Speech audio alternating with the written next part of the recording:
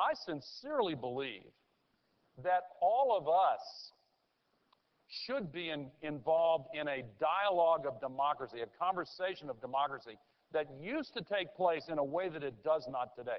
And let me give you an example of that related to the example of the war.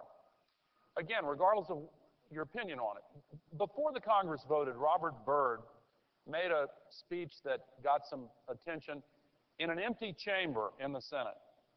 And he said, this is the most fateful decision that a legislative body ever makes. Why is this chamber empty? Now, I served there. I know the answer to the question.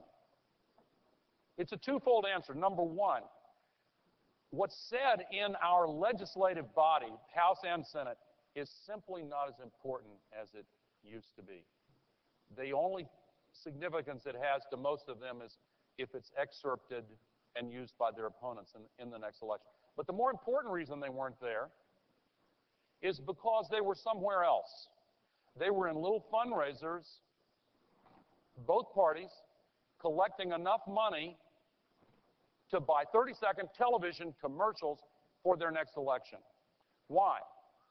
Because the dialogue of democracy that took place in the Constitutional Convention in 1789, in these incredibly complex and passionate exchanges about separation of powers and checks and balances and enumerated duties and all of that, unbelievable. The Federalist Papers, repeating them for a general audience, daily newspaper essays. Now, the political dialogue is not on the floor of our legislative branch of government. It's not among average people exchanging these, these passionate, complex ideas. That still happens.